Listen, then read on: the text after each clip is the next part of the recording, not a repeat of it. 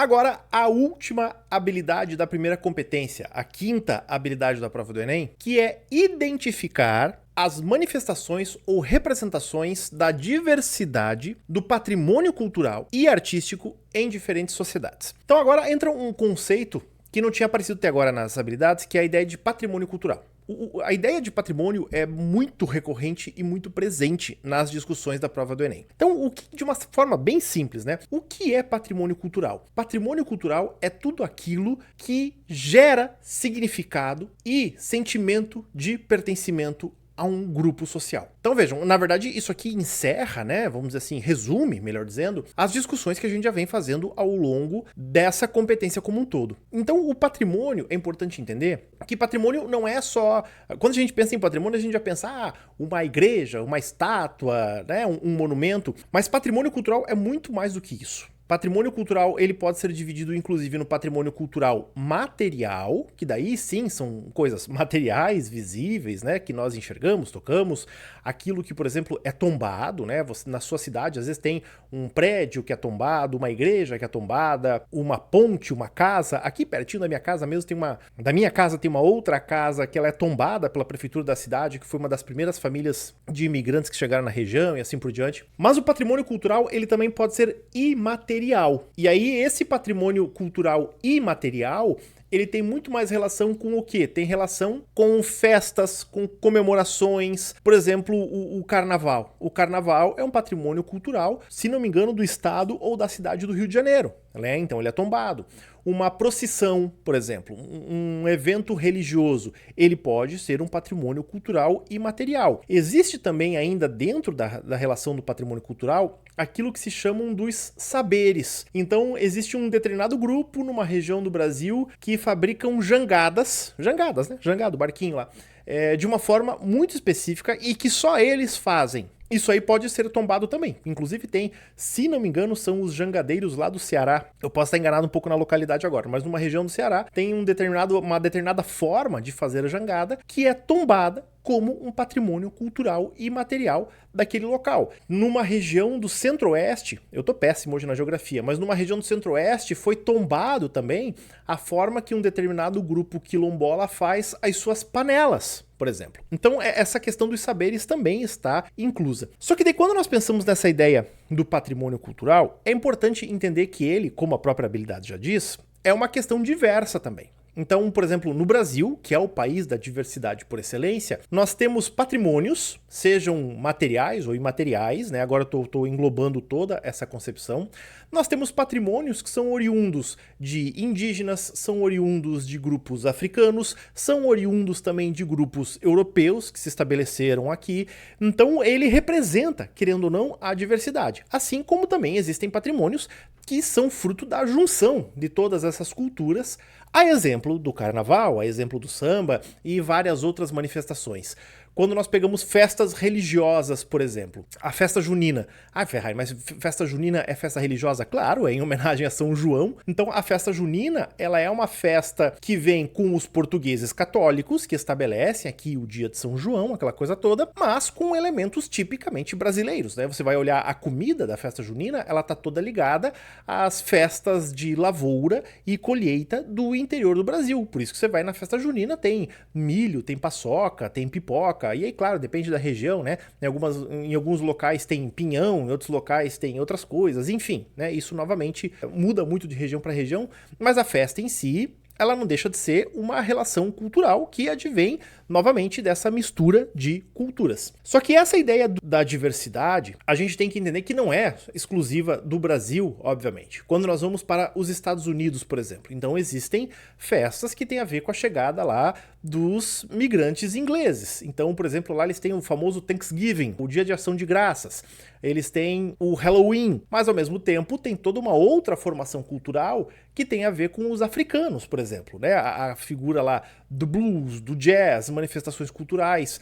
Eu sinceramente não sei o quanto que tem, o quanto que é discutido essa questão de ser tombado ou não, as leis americanas, obviamente, elas são diferentes, mas a gente entende essas manifestações como patrimônios desses países. Assim como outros países também têm os seus patrimônios e têm, obviamente, as suas leis específicas de tombamento e preservação dessas manifestações culturais. Quando nós vamos para o Japão, por exemplo, algumas palavras do vocabulário japonês, hoje já se compreende isso a partir dos estudos linguísticos, algumas palavras do vocabulário japonês têm uma forte influência portuguesa. Não sei se vocês sabem disso. O famoso arigato do japonês, segundo algumas correntes filológicas que estudam a linguística, vem do obrigado do português, porque vamos lembrar que dos países europeus, Portugal foi o primeiro país a chegar no Japão, lá em 1570 e tanto. Os portugueses já estavam lá, principalmente com os jesuítas, então existe toda uma interação cultural portuguesa com o Japão já desde o século XVI, por exemplo.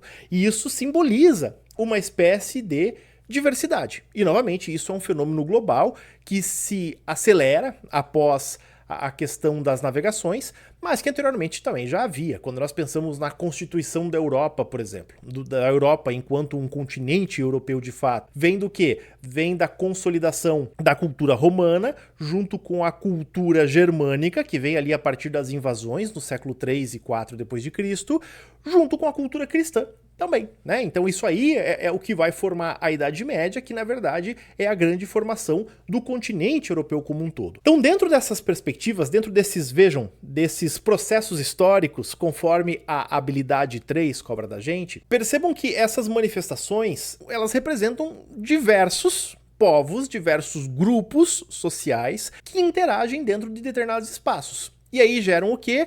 Geram essas manifestações. Então, sempre os focos culturais, novamente, eu vou repetir isso algumas vezes dentro dessa discussão, dessa competência, que cultura, gente, manifestação cultural, patrimônio cultural, não existe nada que seja puro ou que seja original. A cultura, ela é sempre um fruto das relações sociais entre diferentes grupos. Mesmo numa relação de opressão e domínio, como foi a questão dos portugueses no Brasil. Mas os portugueses no Brasil, eles também são impactados pela cultura indígena. Eles também são impactados pela cultura africana. Onde que a gente vê muito forte os impactos tanto da cultura indígena como da cultura africana? Majoritariamente na alimentação, mas também na nossa linguagem. Muita coisa que nós falamos hoje em dia tem uma influência direta das línguas indígenas, assim como também tem uma influência direta das línguas africanas. Então isso também não deixa de ser um exemplo de manifestação cultural. Às vezes as pessoas podem se perguntar, tá, peraí, por que o português do Brasil é tão diferente do português de Portugal? Porque em Portugal não teve a influência da língua indígena, não teve a influência da língua africana de uma forma tão forte como houve aqui no Brasil. Na verdade, indígena não teve, africanos existiam, alguns em Portugal, mas não a ponto de chegar e impactar. E hoje, inclusive, tá volta e meia em discussão, nós temos uma nova reviravolta nessa manifestação cultural, que é a língua, que tem aquele fenômeno dos portugueses que estão reclamando que as crianças em Portugal estão falando muito mais o brasileiro do que o português por conta da presença dos youtubers, né? Então as criancinhas assistem lá os youtubers infantis que tem no Brasil e começam a falar igual os brasileiros e não os portugueses. E isso mostra, inclusive, muito dessa diversidade cultural, assim como mostra o próprio fenômeno dessa interação. Então é fundamental entender isso. Novamente, na cultura, na história, nas relações sociais, também vale a lei do Lavoisier. Nada se cria, nada se perde. Tudo se transforma. Claro que a gente fala no sentido de criação cultural quando vão surgindo novas expressões. Se criou ali uma cultura, óbvio, mas na verdade ela é fruto de toda uma transformação e questão histórica. Então, nesse caso específico dessa habilidade, novamente, vamos prestar atenção no comando. Ela vai exigir que você identifique, tá ali, identificar as manifestações ou representações da diversidade cultural. Então, novamente, no Brasil isso é visibilíssimo, mas essa diversidade cultural, ela não é algo exclusivo do brasileiro, Isso acontece em vários e diversos países do mundo. Obviamente que muitas vezes há reações a essa tentativa de diversidade cultural, pessoas tentam frear isso e assim por diante, e aí entram as questões relacionadas aos conflitos nesse caso como um todo. Beleza, gente? Fico feliz que nós encerramos essa primeira competência aqui, nós passaremos para as próximas, nas próximas semanas, e para você não perder nenhum vídeo, não esquece, tá? Se inscreve aqui no canal, curte aqui, ativa as notificações inclusive, e lembro mais uma vez, ó, tá aqui na descrição do vídeo o link para o e-book das competências e habilidades aqui do mapa do Enem, onde além desses que eu tô falando nos vídeos, tem muito mais exemplos, tem um texto trazendo, tem todo um caderno de questões, e também o link para o meu semi-revisional, onde a gente faz uma análise agora dos conteúdos históricos. São aulas mesmo de história, filosofia, sociologia e geografia, onde a gente vê todos esses processos mesmo de fato de uma forma ali curricular e científica, efetivamente falando. Certo, meus queridos? Fiquem ligados para as próximas aulas e um grande abraço para vocês.